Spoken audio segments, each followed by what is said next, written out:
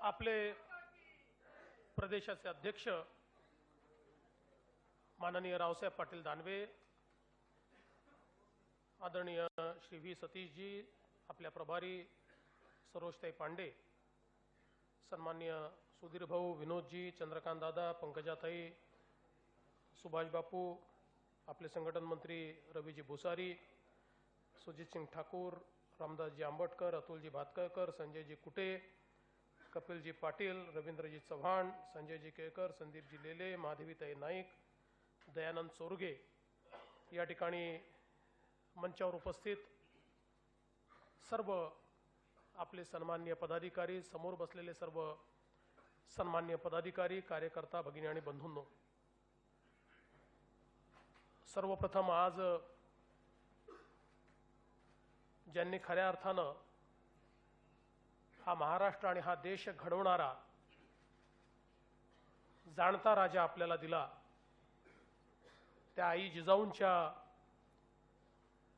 जन्मोत्सवाच्या निमित्ताने मी त्यांना त्रिवार वंदन करतो आणि त्याचसोबत ज्यांनी अखिल विश्वामध्ये भारतीय संस्कृतीचा, भारतीय विचारांचा दिग्विजय स्थापित केला, ते आपल्या सर्वांचेच प्रेरणास्थान स्वामी विवेकानंद यांच्या जयंतीच्या देखील आपल्या सर्वांना या ठिकाणी शुभेच्छा देतो। आज या दिवसभराच्या कार्यकारिणीच्या माध्यमातून आपण गेल्या 2 महिन्यातल्या घडामोडींचं सिंहावलोकन केलं आणि भविष्यात आपल्या पुढे जी आव्हानं आहेत त्याला सामोरं जाण्याकरता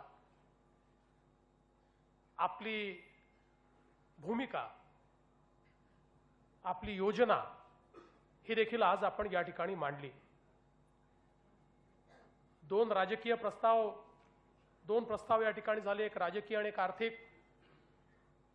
राजकीय प्रस्ताव विनोदजींनी मांडला आणि खऱ्या अर्थानं या प्रस्तावाच्या माध्यमातून महाराष्ट्रातल्या जनतेचे मी देखील आपल्या सर्वांच्या वतीनं आभार मानतो की ज्या प्रकारे महाराष्ट्राच्या जनतेनं नगरपालिकेच्या निवडणुकांमध्ये संपूर्ण महाराष्ट्रात, कोकण असो, मराठवाडा असो, उत्तर महाराष्ट्र असो, पश्चिम महाराष्ट्र असो, दक्षिण महाराष्ट्र असो, विदर्भ असो, मुंबई असो, सगळ्या भागांमध्ये ज्या प्रकारे भारतीय जनता पक्षावर विश्वास जनतेनं दाखवलाय, मी जनतेचे शतशः आभार मानतो। ही गोष्ट खरी आहे की 2014 साली ज्यावेळी विधानसभेची निवडणूक आम्ही लढलो, माननीय मोदीजींनी देशामध्ये जे विश्वासाचं वातावरण तयार केलं होतं, केवळ 4 महिन्याचं मोदीजींचं सरकार, पण या देशामध्ये परिवर्तन जर कोणी करू शकतो तर हाच व्यक्ती करू शकतो, हे महाराष्ट्रातल्या जनतेला पूर्णपणे त्यावेळी पटलेलं असल्यामुळे त्या विश्वासाला मतदान देत महाराष्ट्रातल्या जनतेनं विधानसभेमध्ये आपल्याला त्या ठिकाणी निवडून दिलं। छत्रपती शिवाजी महाराजांचा आशीर्वाद मागत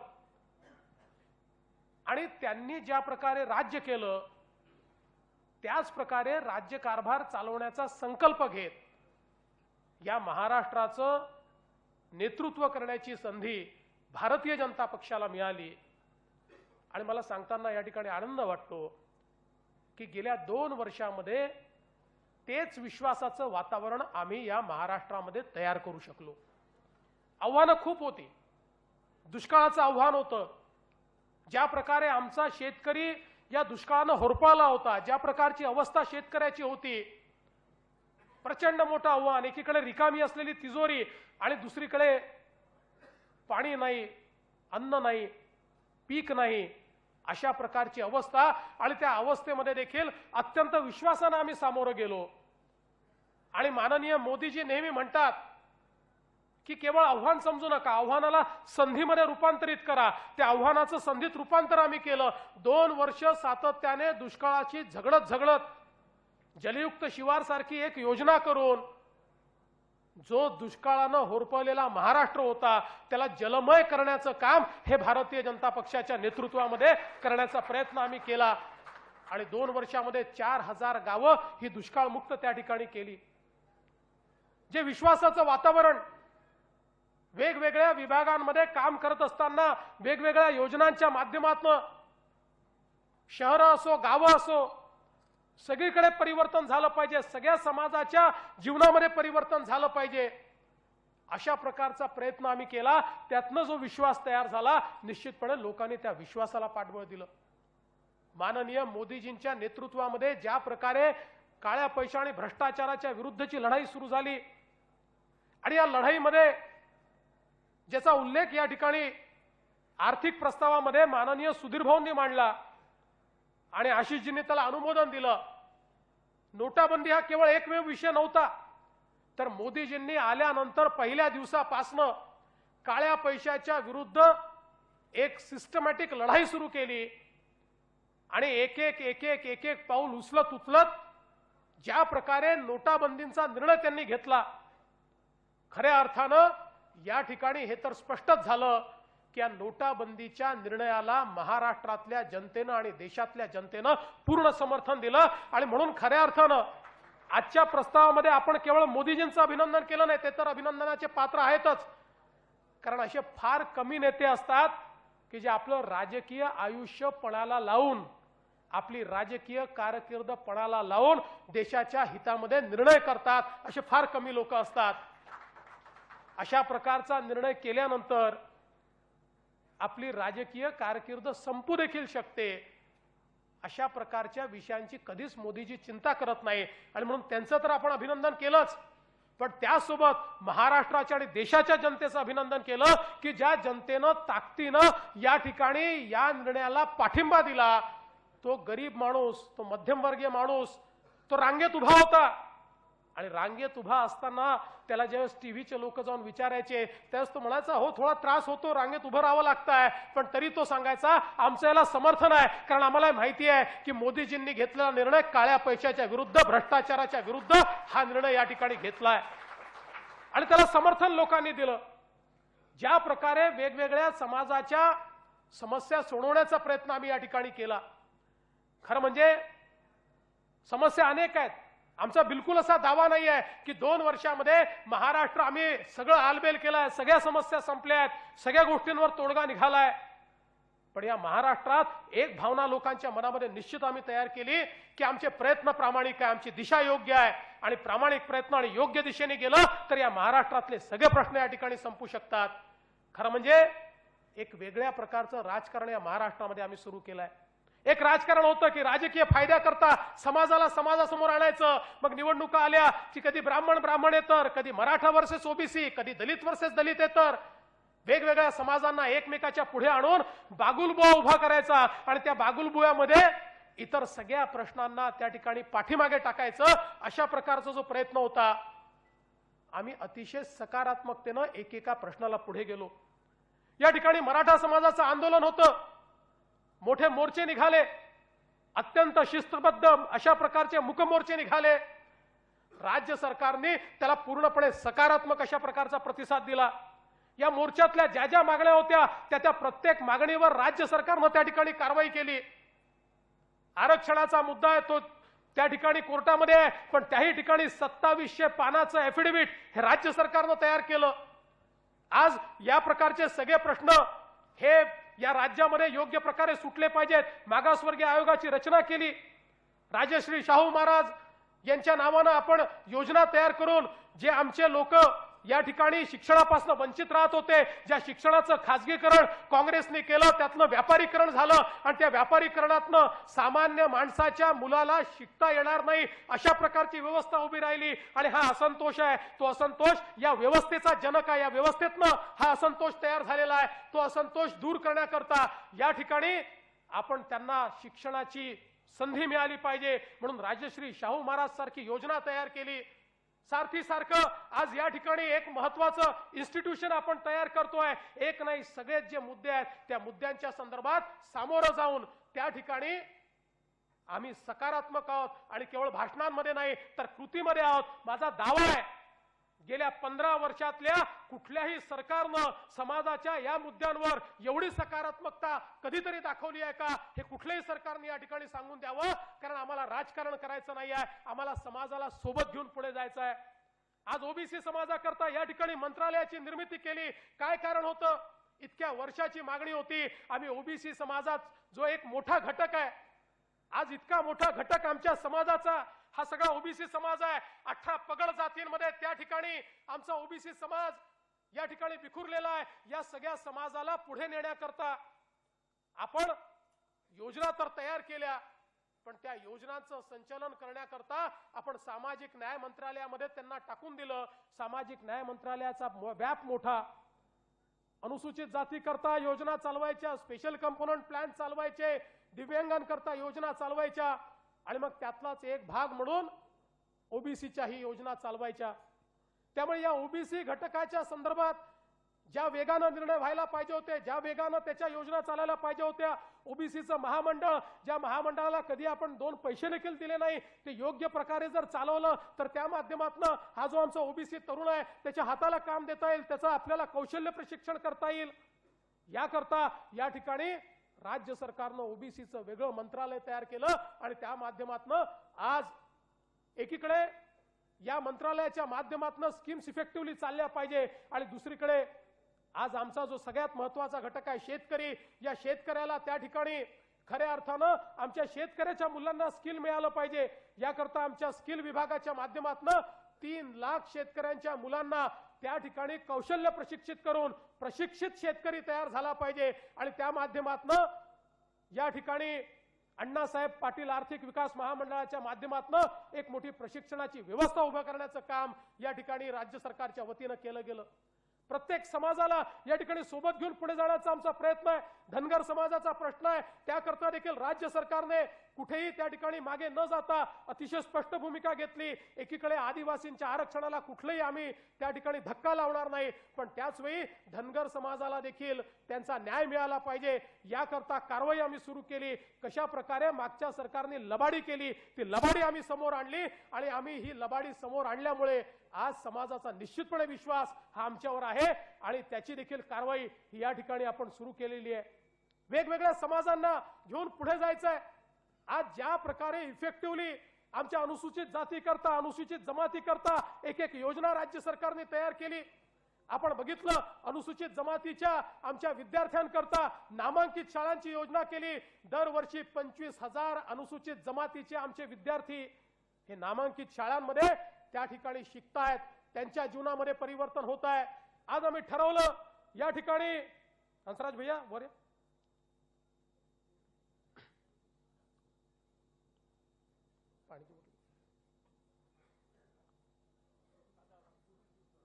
आज आपण या ठिकाणी ठरवलं की जो आमचा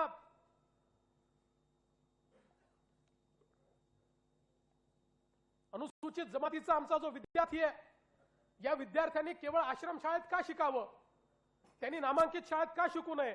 ज्या ठिकाणी आमचा चांगला विद्यार्थी इतर समाजाचा विद्यार्थी शिकतो त्या ठिकाणी त्यांनी का शिकू नये. आणि म्हणून अनुसूचित जमातीच्या विद्यार्थ्यांना राज्यातल्या नामांकित शाळेमध्ये शिकता यावं. त्याची फी 25,000 असो, 50,000 असो, जी त्याची फी असेल राज्य सरकार भरेल आणि चांगल्या शाळेमध्ये त्याला शिकवेल. 25,000 विद्यार्थी मागच्या वर्षी, त्याच्या मागच्या वर्षी 25,000 विद्यार्थी मागच्या वर्षी, आज 50,000 विद्यार्थ्यांना अनुसूचित जमातीच्या त्या ठिकाणी शिकवण्याचं काम राज्य सरकारच्या वतीनं आपण करतोय.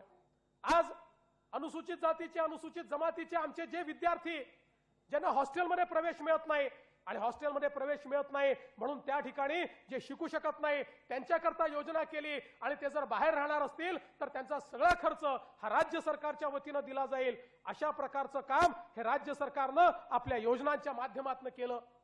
समाजातल्या सगळ्या घटकांपर्यंत हा विकास पोचला पाहिजे.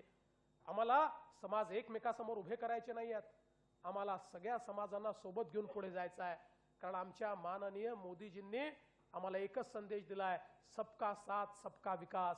समाज एकमेकापुढे उभं करून विकास कधीच होऊ शकत नाही. राजकारण जरूर होऊ शकतं, एखादा राजकीय तात्कालिक फायदा मिळू शकतो, एखादी निवडणूक जिंकता येऊ शकते, पण जर देशाला पुढे न्यायचं असेल, जर या ठिकाणी आपल्या राज्याला पुढे न्यायचं असेल, तर आपल्याला वेगवेगळ्या समाजाचे प्रश्न काय ते समजून घ्यावे लागतील आणि सकारात्मकतेनं ते प्रश्न सोडवण्याकरता राज्य सरकारला पुढे यावं लागेल. आणि मला या ठिकाणी सांगितलं पाहिजे, ही सकारात्मकता राज्य सरकारमध्ये दिसल्यामुळेच आज सर्व समाजांनी राज्य सरकारच्या कामावर पावती उमटवली आणि सगळ्यांना हे लक्षात आलं की हे राज्य सरकार राजकारण न करता समाजकारण करताय, हे राज्य सरकार सर्व समाजाला पुढे नेण्याचा प्रयत्न करताय, हे प्रामाणिकपणे प्रयत्न करताय. आणि म्हणूनच या राज्यातल्या सर्व लोकांनी भारतीय जनता पक्षावर विश्वास दाखवला आणि त्या माध्यमातून या नगरपालिकेच्या निवडणुकीमध्ये मोठ्या प्रमाणात आज आपल्याला या ठिकाणी यश मिळालंय. बंधू भगिनींनो, आपण सगळ्यांनी लक्षात घेतलं पाहिजे, हे जे काही यश आपल्याला मिळालेलं आहे, हे यश ही सुरुवात आहे. हे यश ही आपल्या कामावर आज दाखवलेला विश्वास आहे, पण याने हुरळून जाण्याचं कारण नाही आहे. आता जबाबदारी वाढली आहे, लोक आपल्याकडे सकारात्मकतेने पाहत आहेत, त्यामुळे आता याही पेक्षा चांगलं काम आपल्याला करावं लागणार आहे. लोकांच्या अपेक्षा पूर्ण कराव्या लागणार आहे. या महाराष्ट्राला बदलण्याकरता जे एक मिशन आपण हातामध्ये घेतलंय, ते मिशन आपल्याला पूर्ण करावं लागणार आहे. या महाराष्ट्रातल्या शेतकऱ्याच्या जीवनामध्ये परिवर्तन करण्याकरता क्रांतिकारी योजना या महाराष्ट्रात आपण सुरू केल्या आहेत. कालच आम्ही विदर्भ आणि मराठवाड्यातल्या 15 जिल्ह्यामध्ये आणि जळगाव जिल्हा अशा 15 जिल्ह्यांमध्ये त्या ठिकाणी नानाजी देशमुख कृषी समृद्धी मिशनची सुरुवात केलेली आहे. वर्ल्ड बँकेच्या माध्यमातून या 15 जिल्ह्यातल्या 5000 गावांमध्ये मोठं परिवर्तन करायचं ठरवलंय. आजपर्यंत वर्ल्ड बँकेचे पैसे केवळ इन्फ्रास्ट्रक्चरवर जायचे, वर्ल्ड बँकेचे पैसे हे मोठ्या प्रोजेक्टवर जायचे. पहिल्यांदा राज्य सरकारने सांगितलं की वर्ल्ड बँकेने केवळ इन्फ्रास्ट्रक्चरला पैसा देऊन चालणार नाही. जोपर्यंत शेतकऱ्याचं इन्फ्रास्ट्रक्चर तयार होत नाही, जोपर्यंत शेतकऱ्याच्या शेतीमध्ये गुंतवणूक होत नाही, तोपर्यंत राज्य बदलू शकत नाही. आणि म्हणून आम्ही वर्ल्ड बँकेकडे गेलो आणि सांगितलं, तुम्ही मोठ्या मोठ्या प्रकल्पांना या ठिकाणी मान्यता देता, आमच्या शेतकऱ्यांकरता आमच्या प्रकल्पाला मान्यता द्या. आणि 5000 कोटी रुपयाच्या प्रकल्पाला त्यांनी त्या ठिकाणी मान्यता दिली आणि त्या माध्यमातून या 5000 गावांमध्ये या ठिकाणी भूसुधाराचा कार्यक्रम होणार आहे, वॉटर स्ट्रक्चर तयार होणार आहे, ड्रिप आणि मायक्रो इरिगेशनच्या माध्यमातून वॉटर यूज एफिशियन्सी आम्ही वाढवणार आहोत, तिथलं क्रॉपिंग पॅटर्न आम्ही ठरवणार आहोत. त्या ठिकाणी जे पोस्ट हार्वेस्ट टेक्नॉलॉजी आहे त्या टेक्नॉलॉजीचा वापर आम्ही करणार आहोत. त्या माध्यमातून त्याचं मार्केट लिंकेज आम्ही करणार आहोत. एक कंप्लीट ज्याला पूर्णपणे व्हॅल्यू चेन आपण म्हणतो, अशा प्रकारची संपूर्ण व्हॅल्यू चेन की ज्या माध्यमात आमच्या शेतकऱ्याला प्रशिक्षण देण्यापासून तर त्याला पूर्णपणे त्या ठिकाणी एस्टॅब्लिश करतपर्यंत सगळ्या गोष्टी या प्रकल्पाच्या माध्यमातून आपण करतो. नानाजी देशमुखांची देखील जन्मशताब्दी आहे आणि आपल्याला माहिती आहे नानाजी देशमुख एक असा व्यक्ती होता की ज्या व्यक्तीने आपल्या वयाचे 60 वर्ष पूर्ण केल्यानंतर सांगितलं की आता मला राजकारण करायचं नाहीये, मी राजकारणातून निवृत्त होतोय आणि आता मला ग्राम विकास करायचा आहे. खरं म्हणजे नानाजी देशमुख असे होते की त्या काळामध्ये ज्यावेळेस आपलं सरकार तयार झालं होतं त्यावेळी त्यांना सगळ्यांनी सांगितलं की नानाजी तुम्ही मंत्री व्हा, पण त्यांनी सांगितलं मंत्री होणं माझं ध्येय नाही आहे, ग्राम विकास माझं ध्येय आहे. आणि त्या ग्राम विकासाकरता ज्या प्रकारचं काम त्यांनी गोंड्याला करून दाखवलं, आज खऱ्या अर्थानं एक गाव कसं बदलू शकतो याचं उत्तम उदाहरण आपल्या समोर नानाजींनी ठेवलं. त्या नानाजींच्या नावानं या महाराष्ट्रातली विदर्भ मराठवाड्यातली आणि जळगावातली 5000 गावं बदलण्याचं काम हे राज्य सरकारच्या वतीनं केलं जाणार आहे. आणि मी तुम्हाला निश्चितपणे सांगतो, इतका पथदर्शी प्रकल्प यापूर्वी कधी तयार झाला नाही, कधीही शेतकऱ्याकरता एवढ्या मोठ्या प्रमाणातली गुंतवणूक ही आपल्याला या ठिकाणी पाहायला मिळाली नाही. खरं म्हणजे या महाराष्ट्रामध्ये आपण सिंचन घोटाळा झालेला पाहिला, पण तो घोटाळा होऊन एवढे पैसे गेले, पण या महाराष्ट्रातल्या शेतकऱ्याला सिंचन मिळालं नाही. पण मला या ठिकाणी केंद्र सरकारचं अभिनंदन करायचं आणि आभार मानायचे आहेत की या ठिकाणी केंद्र सरकारने मोठ्या प्रमाणात राज्याला मदत करायचं ठरवलं आणि आज जवळजवळ 25,000 कोटी रुपये हे केंद्र सरकारच्या माध्यमातून या ठिकाणी आपल्याला सिंचनामध्ये मिळत आहेत. आणि त्यातनं आज आमचे जे अनेक प्रकल्प हे अर्धवट पडले होते, मग कृष्णा खोऱ्याच्या माध्यमातून जे प्रकल्प युतीचं सरकार असताना आम्ही सुरू केले, पण नंतरच्या सरकारमध्ये ते पूर्ण होऊ शकले नाही. आता पुन्हा एकदा आमचं सरकार आल्यानंतरच ते प्रकल्प पूर्ण होतील. त्या सगळ्या प्रकल्पांना या ठिकाणी सुरुवात केली. विदर्भातले प्रकल्प असतील, मराठवाड्यातले प्रकल्प असतील, या प्रकल्पांना मोठ्या प्रमाणात चालना देण्याचं काम हे राज्य सरकारच्या वतीनं केलं जात आहे. एकीकडे जलयुक्त शिवाराच्या माध्यमातून आपण पाण्याचं जलाचं संवर्धन करतोय, लोकसहभागातून त्या ठिकाणी प्रत्येक गाव जलस्वयंपूर्ण करतोय, आणि दुसरीकडे मराठवाड्यामध्ये वॉटर ग्रिड सारखे प्रयोग असतील किंवा या ठिकाणी मोठी सिंचनाची व्यवस्था असेल, यातनं एक स्वयंपूर्ण महाराष्ट्र तयार करण्याचं काम राज्य सरकारच्या वतीनं केलं जात आहे। आज शेतकऱ्याला हवं काय? त्याला पाणी हवं आहे, त्याला वीज हवी आहे। आज या ठिकाणी एक अभिनव प्रयोग महाराष्ट्र सरकारने सुरू केला। पहिल्यांदा आपण सोलरचे पंप देण्याची सुरुवात केली। 10,000 पंप आपण दिले, पण आपल्या लक्षात आलं की या स्पीडने काम करून आपण महाराष्ट्रातल्या प्रत्येक शेतकऱ्यापर्यंत पोहोचायला वेळ लागेल, आणि म्हणून अभिनव योजना महाराष्ट्र सरकारने तयार केली। आणि आम्ही ठरवलं या महाराष्ट्रामध्ये शेतकऱ्याचं फिडर आम्ही वेगळं केलंय। शेतकऱ्याच्या कृषी पंपाला त्या ठिकाणी जी वीज देतो त्याचं फिडर सेपरेट आहे आणि बाकी फिडर वेगळं आहे। हे जे शेतकऱ्याचे फिडर आहेत, हे फिडर सगळे आम्ही त्या ठिकाणी सोलरवर टाकायचं ठरवलं। आता सोलर पंप नाही, आता सोलर फिडर आम्ही देणार आहोत। त्याची सुरुवात आम्ही केलेली आहे। त्या संदर्भातलं आमचा पायलट प्रोजेक्ट हा पुढच्या 3 महिन्यामध्ये तयार होतोय, आणि त्या प्रोजेक्टच्या माध्यमातून एकदा तो प्रोजेक्ट यशस्वी झाला, आणि यशस्वी होईल ही खात्री आहे, तो यशस्वी झाला तर संपूर्ण महाराष्ट्रातले हे फिडर आम्ही सोलरवर टाकणार आहोत। आणि त्यानंतर आमच्या शेतकऱ्याला या ठिकाणी दिवसा चांगली मजबूत 12 तास वीज किंवा त्याच्याही पेक्षा जास्त वीज ही या सोलर फिडरच्या माध्यमातून त्या ठिकाणी अविरत देण्याचं काम हे राज्य सरकारच्या वतीनं केलं जाईल। आणि मग आज शेतकऱ्यांना डीपी आमची जळालेली आहे म्हणून आमचा पंप बंद आहे, आमच्या इथे व्होल्टेज येत नाही म्हणून आमचा पंप बंद आहे। खरं म्हणजे मी तर ऊर्जा मंत्र्यांचे अभिनंदन करेन की गेल्या 2 वर्षामध्ये सगळे रेकॉर्ड त्यांनी तोडले, आणि इतक्या मोठ्या प्रमाणात आमच्या कृषी पंपांना कनेक्शन दिली। एकट्या विदर्भ आणि मराठवाड्यामध्ये जवळजवळ 2.25 लाख पंपांना त्या ठिकाणी थेट कनेक्शन मिळालं। 2010 सालापासून आमचा शेतकरी रांगेत उभा होता की माझ्या पंपाला त्या ठिकाणी कनेक्शन द्या। जे लोक सांगायचे 2012 ला आम्ही महाराष्ट्र दुष्काळ मुक्त करू, आम्ही महाराष्ट्र लोड शेडिंग मुक्त करू, महाराष्ट्राला लोड शेडिंग मुक्त तर करू शकले नाही, पण 2010 साली ज्यांनी अर्ज केला होता त्याही शेतकऱ्याला त्या ठिकाणी कनेक्शन मिळालं नाही। पण आज आमचं सरकार आल्यानंतर 2015 पर्यंतच्या सगळ्या शेतकऱ्यांचं पेड पेंडिंग आम्ही क्लिअर केलं। आता 2016च्या शेतकऱ्यांचं क्लिअर करतोय, आणि 2017च्या जून मध्ये या महाराष्ट्रात ही वेळ आम्ही आणू की शेतकरी मागेल त्या दिवशी त्याला आम्ही कृषीचा पंप देऊ। हे काम या महाराष्ट्रामध्ये राज्याच्या सरकारनं करून दाखवलंय। पाणी असेल, वीज असेल, मायक्रो इरिगेशन सिस्टीम असेल, त्यातली गुंतवणूक असेल, या सगळ्या गुंतवणुकीतनं शेतीचं क्षेत्र बदललं पाहिजे, हा आमचा प्रयत्न आहे। ही गोष्ट खरी आहे की अजूनही आव्हानं मोठी आहेत, कारण गेले 15 वर्ष सातत्याने जे सरकार होतं त्या सरकारमध्ये ज्या प्रकारची उपेक्षा झाली आहे ती काही 1 वर्षात 2 वर्षात संपणारी नाही आहे। त्याच्याकरता 5 वर्ष आपल्याला ताकदीनं काम करावं लागेल। पण आज हा विश्वास आहे की या 5 वर्षाच्या आपल्या कामानंतर या राज्यातल्या शेतकऱ्याचं जीवन बदललेलं असेल, हे राज्य बदललेलं असेल। आज या ठिकाणी ज्या प्रकारे आमच्या शिक्षण मंत्र्यांनी शिक्षणाच्या क्षेत्रामध्ये आमूलाग्र परिवर्तन करून दाखवलं, मी त्यांचं देखील अभिनंदन करतो। या महाराष्ट्रातल्या 17,000 शाळा डिजिटल केल्या, आणि या डिजिटल शाळांच्या माध्यमातून या महाराष्ट्रातली अवस्था अशी होती की या महाराष्ट्रातल्या 5वीच्या 60% मुलांना 3रीचं पुस्तक वाचता येत नव्हतं, 3रीच्या 60% मुलांना 1लीचं पुस्तक वाचता येत नव्हतं। या महाराष्ट्रामध्ये 17,000 शाळा डिजिटल झाल्याबरोबर या महाराष्ट्राचं लर्निंग आउटकम या 17,000 शाळाचं 100% झालं। आणि ते 100% झाल्यामुळे जो महाराष्ट्र सातत्याने 16व्या 14व्या 13व्या क्रमांकावर 15 वर्ष या देशामध्ये पुरोगामी महाराष्ट्र शिक्षणाच्या क्षेत्रामध्ये 15 वर्ष 13व्या 14व्या 15व्या 16व्या क्रमांकावर राहिला, तो 3ऱ्या क्रमांकावर आला। आणि मी दाव्यानं सांगतो येत्या 2 वर्षामध्ये 1ल्या क्रमांकावर महाराष्ट्र संपूर्ण देशामध्ये असेल। हे परिवर्तन या ठिकाणी शिक्षणाच्या क्षेत्रामध्ये आम्ही करतो।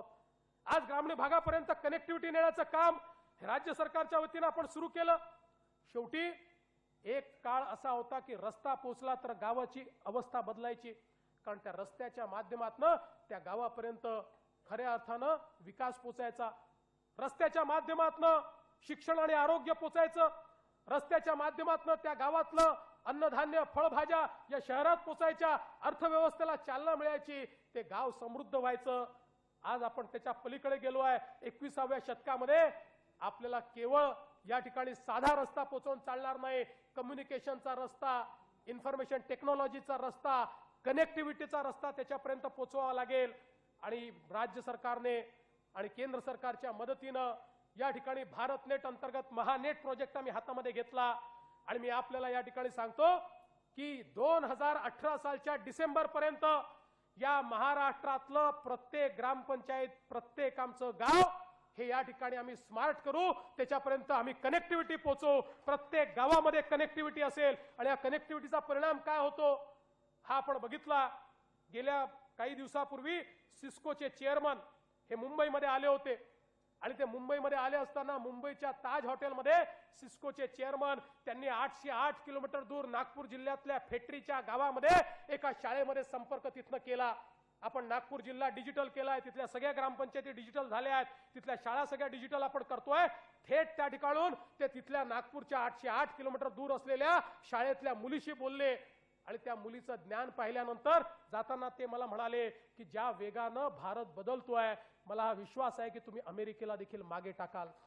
आज त्या वर्गातली मुलं 808 किलोमीटर दूर या कनेक्टिव्हिटीच्या माध्यमातून शहर आणि ग्रामीण हा जो काय भेद आहे तो भेदच आपण दूर करतोय। जे मगाशी आमच्या तावडेजींनी सांगितलं, आज 15,000 मुलं खासगी इंग्रजी शाळा सोडून जिल्हा परिषदेच्या शाळेमध्ये परत येतात, कारण जिल्हा परिषदेच्या शाळांचा दर्जा सुधारतोय, कारण या डिजिटल कनेक्टिव्हिटीच्या माध्यमातून जगातलं सगळं ज्ञान हे त्या ठिकाणी पोहोचवण्याचं काम आपण करतोय। मला विश्वास आहे या शाळा डिजिटल झाल्यानंतर हे सगळं ज्ञान त्या ठिकाणी गेलं तर शहर आणि ग्रामीण हा भेद आपल्याला त्यातनं संपवता येईल।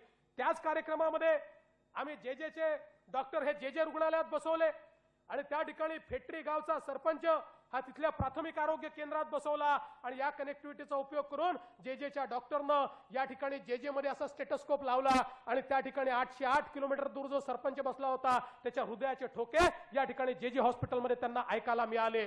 या कनेक्टिव्हिटीच्या माध्यमातून ही जी काही आरोग्याची सेवा आहे, आज डॉक्टर ग्रामीण भागापर्यंत जायला तयार नाहीये, पण ग्रामीण भागात डॉक्टर जर जात नसेल तर कनेक्टिव्हिटीने त्याला तिथपर्यंत पोहोचवण्याचं काम हे आपल्याला करता येतं। आज सगळ्या प्रकारच्या सेवा हे त्या तिथपर्यंत पोहोचवण्याचं काम या कनेक्टिव्हिटीच्या माध्यमातून करता येतं। HP सोबत आम्ही एक प्राथमिक आरोग्य केंद्र तयार केलं, एका कंटेनरमध्ये ते प्राथमिक आरोग्य केंद्र तयार झालं। त्या ठिकाणी गेल्यानंतर प्रत्येक व्यक्तीचा डिजिटल रेकॉर्ड तयार होतो, सगळ्या मशीन आहेत त्या त्याचं ECG, त्याचा ब्लड रिपोर्ट या सगळ्या त्या तयार करतात आणि रिअल टाइम मध्ये जे टर्शरी केअर युनिट आहे, जे मोठं हॉस्पिटल आहे त्याच्याशी ते जोडलेलं आहे आणि तिथनं डॉक्टर पूर्णपणे त्याला सल्ला देऊन त्याला काय केलं पाहिजे, काय इंटरव्हेन्शन केलं पाहिजे अशा प्रकारची सगळी माहिती देतात। त्यामुळे या कनेक्टिव्हिटीच्या माध्यमातून आमचं प्रत्येक गाव जोडायचं काम आम्ही करणार आहोत आणि एवढंच नाही तर या माध्यमातून आता प्रत्येक मंडल स्तरावर ऑटोमॅटिक वेदर केंद्र आम्ही लावतो आहोत की ज्या माध्यमातून प्रत्येक गावामध्ये वेदरची इन्फॉर्मेशन,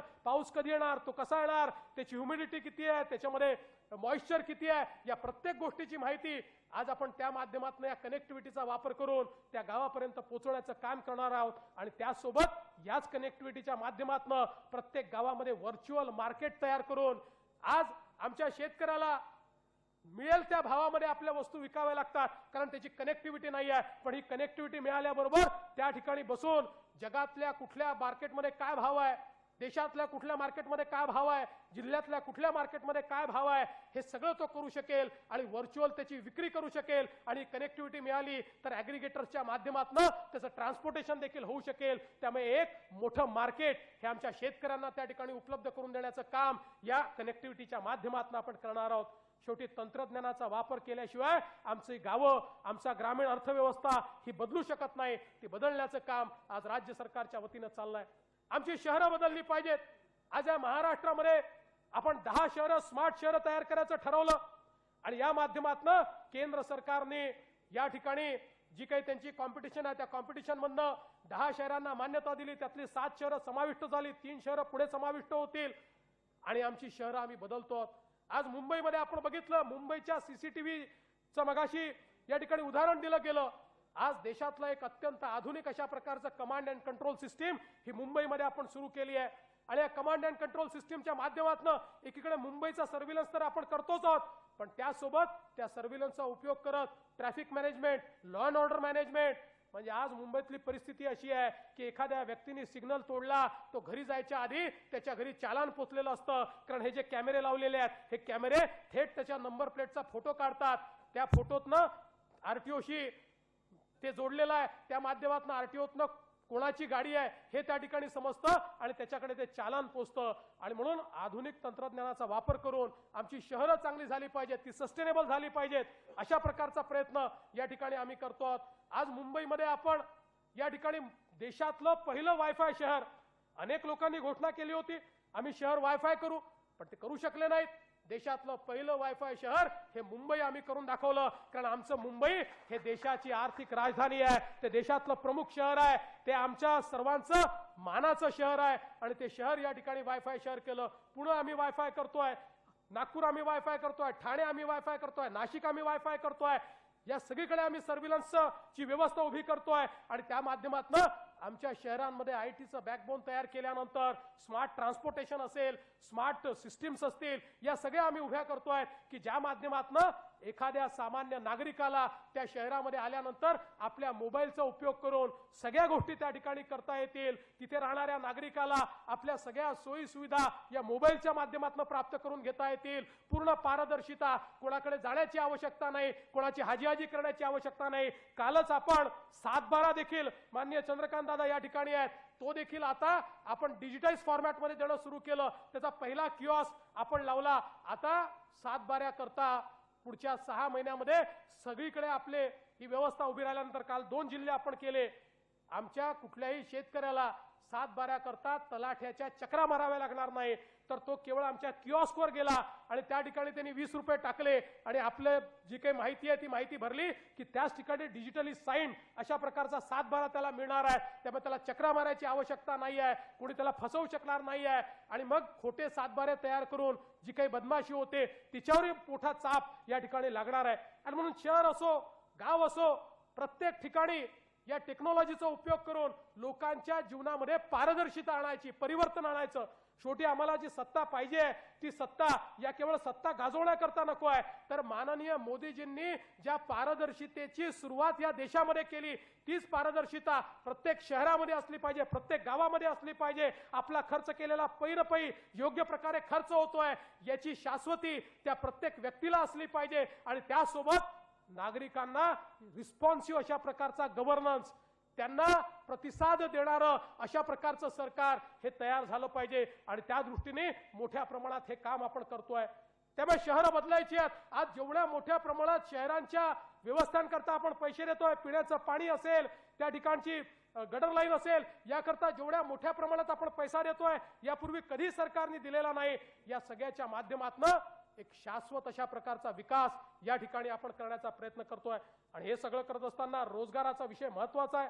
आणि मगाशी सांगितलं, मला अत्यंत आनंद आहे, एक काळ असा होता की महाराष्ट्र हा देशामध्ये सगळ्यात पुढे होता, पण दुर्दैवाने महाराष्ट्रातल्या गव्हर्नन्समुळे महाराष्ट्र मागे जायला लागला आणि महाराष्ट्र हा वेगवेगळ्या जर आपण मानकांमध्ये बघितला तर तो मागे जातोय अशा प्रकारची अवस्था सुरू झाली होती।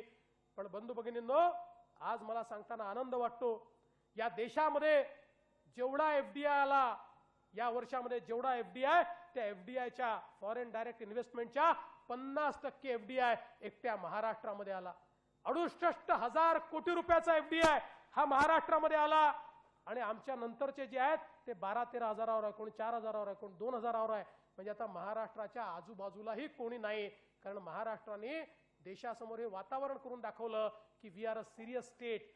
या ठिकाणी ईज ऑफ डुईंग बिझनेस खऱ्या अर्थानं आहे, इथली लालफितशाही आम्ही संपवलेली आहे। या ठिकाणी जो उद्योजक येईल त्याला या ठिकाणी संधी आहे, तो रोजगार तयार करतो, त्यामुळे आम्हाला तो हवा आहे, आमच्या तरुणाईच्या हाताला काम द्यायचं आहे, त्यामुळे या आणि आमच्या महाराष्ट्रामध्ये या ठिकाणी गुंतवणूक करा। आज इतक्या मोठ्या प्रमाणात महाराष्ट्रातली गुंतवणूक खऱ्या अर्थानं सगळ्यांना थक्क करणारी आहे। ज्यावेळी मी आमच्या DIPP मध्ये बोललो आणि ज्यावेळी त्यांच्याशी चर्चा केली त्यावेळी ते असं म्हणाले की अख्ख्या आमच्या कार्यालयामध्ये, आमच्या नीती आयोगामध्ये एकच चर्चा गेली 2 दिवस चालली आहे की महाराष्ट्राची ही भरारी ही कशी काय एवढ्या लवकर महाराष्ट्र गाठू शकला आणि इतक्या मोठ्या प्रमाणात इन्व्हेस्टमेंट ही महाराष्ट्रात कशा प्रकारे चालली आहे। पण मला एकच सांगायचं आहे, या महाराष्ट्रातली ताकद आहेच, ही काही आमची ताकद नाही आहे, या महाराष्ट्राची ती ताकद आहे. केवळ या महाराष्ट्राच्या ताकदीवर काही राजकारण्यांनी टाकलेलं पांघरूण हे दूर करण्याचं काम आम्ही केलं. आपल्या भ्रष्टाचारामुळे, आपल्या गैरकारभारामुळे या महाराष्ट्राची ताकद आणि क्षमता काही लोकांनी बंदिस्त करून टाकली होती. ती क्षमता आम्ही केवळ उघडी केली आणि ती उघडी झाल्याबरोबर आज महाराष्ट्र वेगानं पुढे चाललाय. आणि म्हणून या महाराष्ट्राला अजून पुढे न्यायचं आहे. माननीय मोदीजींची स्वप्न या देशाला पूर्णपणे बदलणार आहेत. 2019 सालापर्यंत हा देश एक परिवर्तित देश आपल्याला पाहायला मिळणार आहे. आणि या सगळ्या परिवर्तनामध्ये महाराष्ट्र देखील मोठ्या प्रमाणात सहभागी झाला पाहिजे. आणि म्हणून ह्या ज्या आता येत्या निवडणुका आहेत, मग त्या महानगरपालिकेच्या असो, जिल्हा परिषदेच्या असो, पंचायत समितीच्या असो, या सगळ्या निवडणुकांमध्ये अत्यंत आत्मविश्वासाने आपल्याला समोर जायचं आहे. मी आपल्याला एवढीच विनंती करतो, लोकांनी आपल्याला आशीर्वाद दिला, या आशीर्वादाने हुरळून जाऊ नका. आता अजून ताकदीनं मैदानात उतरावं लागेल आणि प्रत्येक निवडणूक ही गांभीर्याने घ्यावी लागते. बंधू भगिनींनो, आता निवडणूक आली, आपल्या सगळ्यांच्या मनात असेल युतीचं नेमकं काय आहे. त्याची काळजी करू नका. युतीच्या संदर्भात ज्या योग्य चर्चा आहेत त्या योग्य चर्चा योग्य लेवलवर चालल्या आहेत. एक गोष्ट मी प्रामाणिकपणे या ठिकाणी आपल्याला सांगतो, अनेक बाबतीत शिवसेनेशी आमचे मतभेद आहेत, अनेक बाबतीत आहेत. हे काही लपवून ठेवण्याचं काम नाही आहे. हे दोन वेगळे पक्ष आहेत, त्यांच्या सगळ्या गोष्टी आम्हाला मान्य नाहीत. काही गोष्टी मान्य आहेत, काही गोष्टी मान्य नाही आहेत. हे लपवून ठेवण्याचं काम नाही आहे, काही कारण नाही आहे. आणि आमची ही अपेक्षा नाही आहे की आमच्या सगळ्या गोष्टी त्यांना मान्य असतील. हे दोन वेगळे पक्ष आहेत, त्यांची मतं वेगळी आहेत, आमची मतं वेगळी आहेत. आम्ही ठरवलंय की अत्यंत पारदर्शीपणे या ठिकाणी कारभार चालवायचा आणि तो कारभार चालवताना जी दिशा आम्ही ठरवली आहे त्या दिशेने आम्ही जाणार आहोत.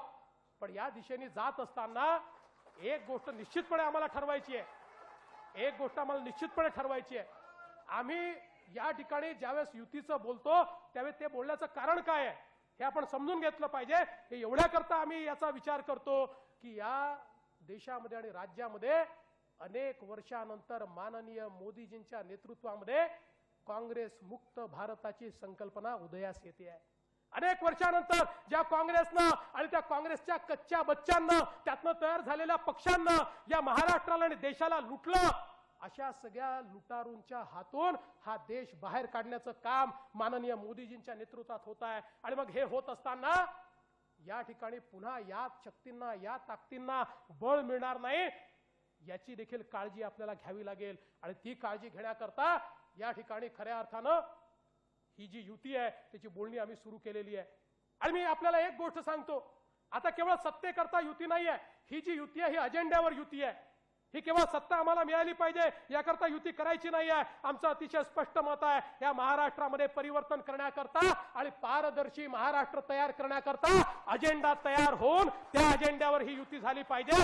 केवळ हे सीट शेअरिंग नाही आहे, केवळ सीट शेअरिंग करायचं नाही आहे, केवळ जागांवर तडजोड करायची नाही आहे. जागांची तडजोड तर कोणाशी केली जाऊ शकते, जागांच्या तडजोडी करता हा युतीचा विषय नाही आहे. तर या ठिकाणी जर युती होणार असेल तर ती युती ही अशा अजेंड्यावर झाली पाहिजे की ज्या अजेंड्यातनं या महाराष्ट्रातल्या सामान्य माणसाच्या जीवनामध्ये परिवर्तन घडलं पाहिजे. एक पारदर्शी कारभार उभा राहिला पाहिजे. प्रत्येक व्यक्तीच्या जीवनामध्ये एक पारदर्शी परिवर्तन करण्याकरता या युतीच्या चर्चा आम्ही सुरू केलेल्या आहेत. मी आज या संदर्भात अधिक बोलणार नाही, पण कार्यकर्त्यांना आणि पदाधिकाऱ्यांना मला एवढंच सांगायचं आहे, युतीच्या संदर्भातल्या चर्चा आणि त्याचे निर्णय हे या ठिकाणी बसलेले पदाधिकारी निश्चितपणे करतील, त्याची काळजी करायचं कारण नाही आहे. सैनिकाचं काम काय आहे? सैनिकाचं काम आहे मैदानात उतरलं तर लढाईला जायचं आणि लढाईला जाताना चिंता करायची नाही. तुम्ही एक गोष्ट निश्चितपणे लक्षात ठेवा, आपण छत्रपती शिवाजी महाराजांना मानणारे लोक आहोत आणि छत्रपती शिवाजी महाराजांचे मावळे ज्यावेळी मैदानामध्ये उतरायचे त्यावेळी शत्रू कोण आहे याचा विचार करायचे नाही, समोर कोण आहे याचा विचार करायचे नाही. त्यांचा पूर्ण हे मान्यता होती, देव, देश आणि धर्मासाठी लढायचं आहे. आणि त्यामुळे या ठिकाणी आपलं स्वराज्य स्थापित करण्याकरता मैदानात येऊन आमचे मावळे ज्यावेळी लढायचे त्यांच्या मनामध्ये ठाम विश्वास होता, आमचे छत्रपती शिवाजी महाराज हे स्वतः करता लढत नाही आहे, त्यांना स्वतःचं स्वराज्य करायचं नाही आहे, त्यांना या ठिकाणी जनतेचं राज्य, रयतेचं राज्य स्थापित करायचं आहे. आणि म्हणून ही लढाई आहे. बंधू भगिनींनो, तोच विश्वास तुमच्या मनामध्ये असला पाहिजे। आमचे नेते नरेंद्र मोदी यांच्या स्वतःचा कुठलाही पर्सनल अजेंडा नाही, त्यांचा स्वतःचा कुठलाही स्वार्थ नाही आहे। या देशाकरता आपल्या जीवनातले 24 तास क्षण क्षण कण कण देणारा अशा प्रकारचा आपला नेता आहे। त्यामुळे जो मार्ग माननीय मोदीजींनी या देशामध्ये तयार केलाय त्या मार्गाने चालायचा आहे आणि त्या मार्गाने चालत असताना त्यांचे मावळे म्हणून, त्यांचे कार्यकर्ते म्हणून या ठिकाणी खऱ्या अर्थानं या निवडणुकीला सामोरं जायचं आहे। आणि म्हणून मी तुम्हाला विनंती करतो, शेवटी निवडणुका जिंकत असताना या निवडणुका ज्यावेळेस आपण जिंकतो त्यावेळी आपण निवडणुकांची तयारी देखील योग्य प्रकारे केली पाहिजे। माझी विनंती आहे की आपली शेवटी आपला जो बूथचा कार्यकर्ता आहे, हा बूथचा कार्यकर्ता हीच आपली स्ट्रेंथ आहे। छत्रपती शिवाजी महाराजांचे सेनापती महत्वाचे होतेच, पण त्याहीपेक्षा महाराजांना प्रिय होते ते मावळे, कारण लढाई जिंकली जायची ते मावळ्यांच्या भरोशावर। आणि हा जो आमचा बूथचा कार्यकर्ता आहे हा खरा आमचा मावळा आहे। आणि म्हणून पुन्हा एकदा आपली ती शक्ती आहे ती संघटित करणं, आपल्या बूथची योग्य रचना करणं, आपल्या बूथच्या कार्यकर्त्याला कामाला लावणं, त्याच्यासोबत संवाद करणं, त्याच्या माध्यमातून या ठिकाणी पूर्ण आपली संघटना मजबूतीने उभं करणं हे अत्यंत महत्त्वाचं आहे। तिकीट कोणाला मिळतील याची चिंता करू नका। एक गोष्ट निश्चितपणे सांगतो, नेत्याच्या अवतीभोवती जे फिरतील त्यांना तिकीट मिळणार नाहीत, हे आपण विश्वास ठेवा।